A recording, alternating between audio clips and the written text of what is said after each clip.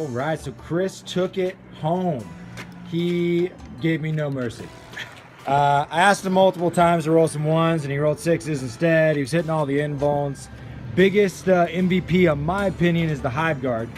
36-inch range, -2 AP, D3 damage, doesn't need line of sight, ignores cover. They're assholes. Stormcaller had to, give everybody a cover save. He didn't care.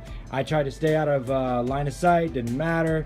The main thing, he put this giant, absurd gun on one of his guys. What guy is that? Oh, that's it's the Hive Tyrant. He has the relic.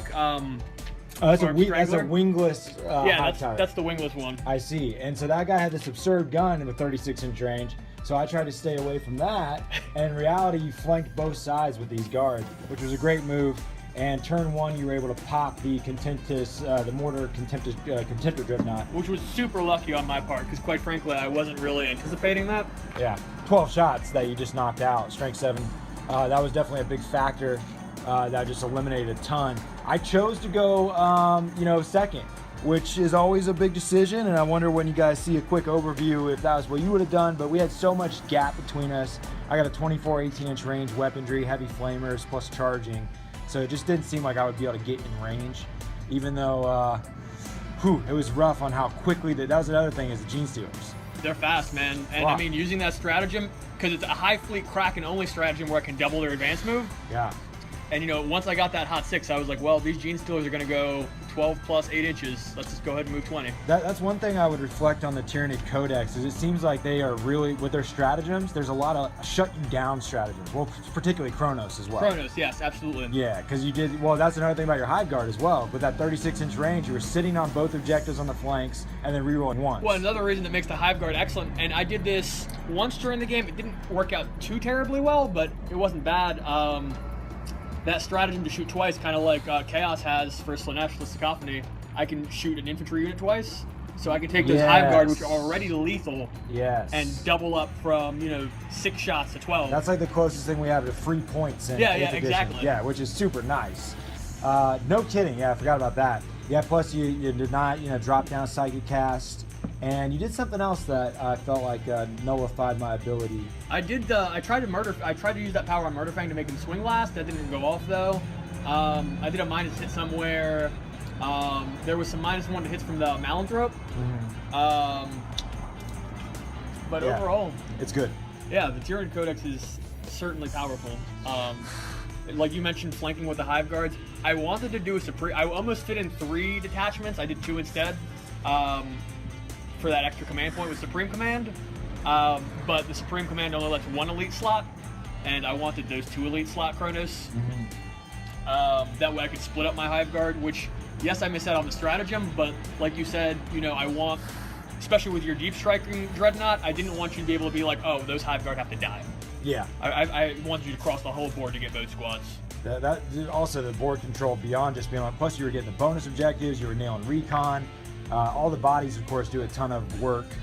And it is 38 Gene Stealers. Yeah, those involves doing some. And now there was some great moments of almost taking those 5 damages. Man, I think there was twice where I rolled at least 4 invuln saves in a row, like off the same one. With some heavy damage. Oh, I mean, I lucked out hard on that. Yeah, it was a great game, scary game. The funnest part for me was the taunting Chris into charging. He didn't have to get in range of Glorious Intervene. I forgot about it completely, honestly. He forgot about the character dread, so was able to taunt him into getting Gloriously Intervene for my whole army. And that's how come all my Gene Stealers are, well, it's probably a big contributing factor why all my Gene Stealers Big factor. You got 10 to 15 or so died. And then you also, I would have got at least an extra point had he failed a morale check, but nailed the morale. Yep, rolled a 1. Yep, so it was a great game, game 1.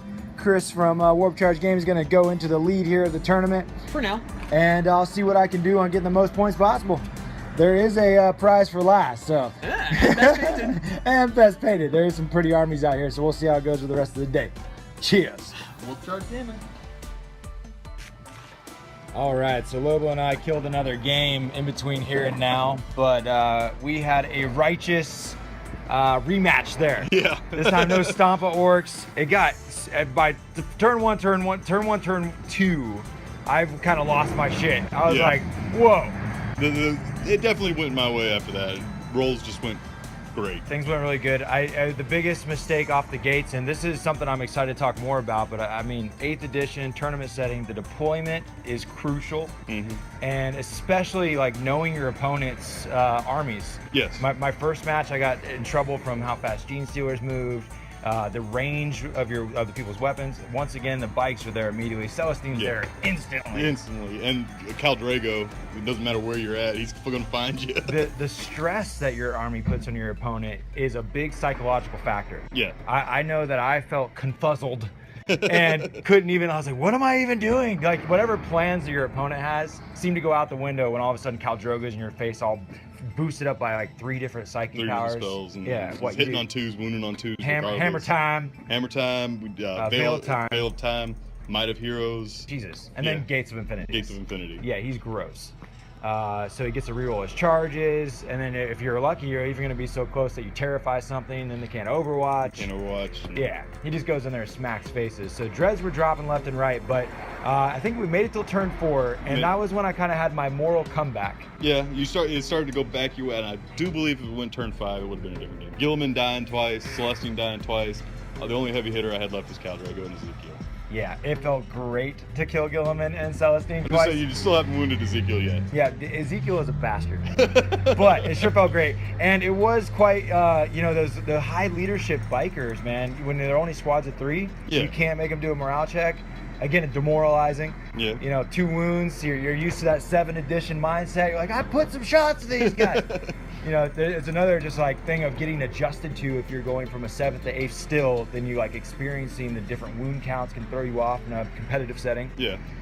In our game, it was a close. You scored up by, I think it was 12-20, is what it ended up being. So you definitely pulled, and again, you've dropped a lot of those points right out the gates. Yeah, and I got most of the points right out the gates. You were coming back. I really do think if it had continued on, it would have been a different story. Yeah, you were getting near the table there. It would have helped out as far as morally and how much board coverage I would have had I made that turn 2 charge with the Venerable Dread from the drop pod. Yeah, but he just didn't want to go in. Yeah, he did that most of the game. I still feel like it's a nice utility to have the drop pod, but can't swear. It hasn't been very effective today. So I'm still kind of going over in my head about that. This is like shit. I mean, this is the first. I only had the army like a couple days. So all in all, I'd say the Space Wolf Dread army is fun as hell to play. Yeah, and fun to play against. It's a great wild card to throw into your local meta. It definitely is a spoiler army. Yeah. You might not win every game, but the ones no one's getting max points against it. In our game, was there anything that you were like, damn, I wish I would have done that a little differently? A few times I know you misstepped on 1 or 2 small things. But yeah, but honestly, power here. We're all human. No one's going to get it perfect every time. Unless you're like one of the top tier players, you're not going to get it perfect every time. Right. Your last game there, you just totally crushed the Orc player. Yeah. You got a high score. 44 to 15. Yeah, you tied your first game? Tied the first game 15-15. Yeah, so good day for the Imperium War Council. Yeah. Can't wait for Custodes. Yeah, do you see yourself going full blown, or do you kind of see yourself doing a similar thing? Similar thing, just I'm going to have the Custodes detachment so that way I can take the relics, so that way I got teleporting warlords going everywhere. I got... Gonna drop the bikes. Put in maybe Contemptuous Dreads. 4 Contemptuous Dreads to screen, put in the warlord. That's my Custodes detachment. Got the relic on them. I'm good to go. Sounds sweet. Gilliman, Samuel will drop 2 because you got rid of the Ravenwing. Yeah, I'll probably drop Samuel, and I'll probably still add Ezekiel back in. Just because in a different detachment because he's Ezekiel, and nobody likes Ezekiel. He's a son of a bitch. He's the most underrated model, I think, in 40k. Who else runs them? Right. Well, a great game of battle today, and you expect going forward for a while to come, you're still going to be in the Imperium type faction. Yeah, for a while. I want to get back into Harlequins, but I'm waiting for the codex to drop. So right now, with so many codexes, they hurt. I mean, I can do some damage, but then I'm gone. Turn 2-3. Yeah, I felt the index burn today a little bit, especially against Tyranids. You guys are coming. Yeah, we're coming. That'll be a beautiful thing. Well, all in all, good shit, Lobo. Yeah, good. Yeah. Good to play you again, man. Hell yeah, let's do it again. See you in 2 weeks. Yeah.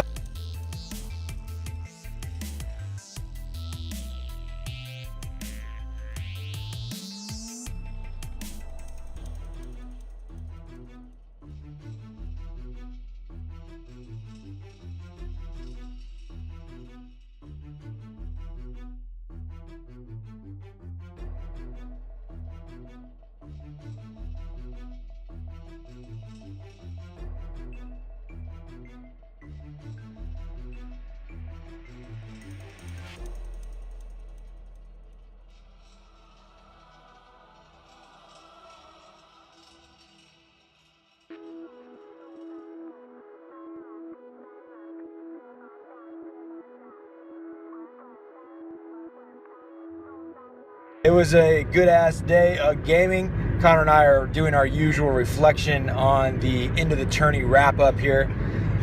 Once again, Connor made it to the final table. It was exciting. It was interesting because you were pretty much hashing out your most up-to-date version of the list all the way to the moment we went to bed last night. 2 a.m. This is kind of a usual.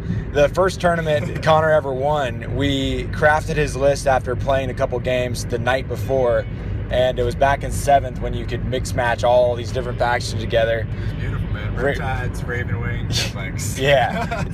You brought the bunch of the horde of demons using the new codex. So I brought 60 Plague Bears. I brought roughly 60 Plague Bears. I brought 25 Bloodletters and the Bloodletter Bomb. And that was kind of the meat and potatoes of the army. And then for my offensive punch, I had, so that's 2 battalions. Offensive pinch was another battalion of Chaos Space Marines, so I get all my command points because I took 2 units of Obliterators in that battalion. One of them had Marker Slanesh, one of them had Marker Nurgle. So the Slanesh guy shooting twice with Endless Cacophony, and I have plenty of command points to supplement that. And the Nurgle unit is a Nurgle Demon unit, so I could pop guys off with that unit and add to my tally because I took Epidemius as well. So just a really fun list. Like the Horde is always really effective for me. Weren't you also Alpha Legion? I was Alpha Legion. Yeah, so you had -1 to hit. I had psychic powers I could cast on the Nurgle and Blitz to make the -2 to hit. Yeah. And then a Chaos Lord to buff them. Bloodletter Bomb, don't forget that. Yeah, the Bloodletter Bomb. That's like the new hotness. To be honest, man, I do not like the Bloodletter Bomb that much. It just didn't serve me too well today. Yeah. And I think a big part of it, and I guess we'll talk about so I got to the championship game, right? And I played this really crafty Tau player. He had just like a really interesting strategy that I wasn't familiar with, where he had he had commander spam and a Yavara and then a bunch of shield drones. And he had a stealth suit team. The stealth suit team had a homing beacon. And the homing beacon can do a great thing where you can bring in your crisis suit team within 6 inches of the homing beacon, even if it's within 9 inches of an enemy model. Yep. So he had he had 4 crisis suits in that team, all kitted out with max flamers. So it was 12 flamers. Strength 4 D6. Strength 4 D6 shots. So on average, he's getting 35 hits every time. He got like 39 against my Plague Bears. Wow. So he dropped in and he just smoked them. And that was where my first mistake happened. 12 command points, like I mentioned. And I did not play Warp Surge on those Plague Bears to give him a 4+. It made a big difference there. I mean, it would have denied him his first strike point. It would have kept my Plague Bears alive. It would have kept my Demon Prince alive. They might have still died. Not less than and this is the thing that happens in a tournament. And when you haven't done them before, you're fresh to them, there's always something new you're going to go up against. And everybody talks about the rock, paper, scissors. You can do a lot of prep, and it's, there's all comers, and then there's being focused around a certain ideal. And, I'd say a big premise of your army was hordes and then modifiers to be -1 to hit. And those flamers were a huge way to get around that. Yes. You also mentioned, and this is where we were talking, the homing beacon, a feature you're not prepared for. I've never, in our practice games, ever brought a Tau homing beacon and brought a bunch of flamers. And it was just a great counter to what you had going on with it, especially not being ready for it, right?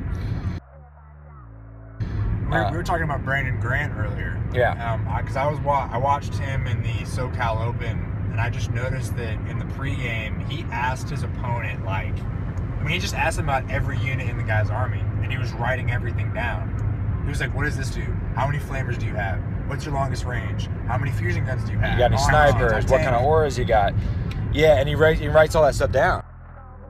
Yeah, and it's something that we've discussed, and it's hard because I really enjoy having the best game possible and nobody having any disappointment, because I know how much, that's kind of the big thing of where you get the salty feelings or the bad vibes is whenever you're disappointed in either forgetting something, and that's the worst, is forgetting to do something like the 4-up invuln.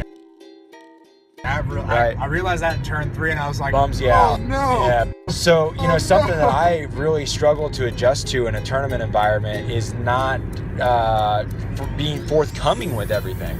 See, it's one thing if you have a smart, dedicated person who knows that they need to ask you all those details, like what does everybody do, where the people that usually are more competitive will be very tight-lipped unless you do dig those questions out. They're not going to cheat you or hold information back. I mean, honestly, like, George is very open and honest, and not honest, but he's open and forthcoming. And myself, like, I'm a little more tight-lipped. I'm very focused on trying to win the game however I can. Not cheating, right? But just like, if he doesn't ask, right. I don't know. That's something that, like, for instance, my Dreadnought army today, I have all these different varieties of movements, invulns, feel no pains, glorious interventions. The dreads all look very much alike, so the player could easily get confused, but hell, the shit's very well, painted, and they obviously are different people, and if they don't know or are unfamiliar with that, you got to take advantage to that to a certain degree.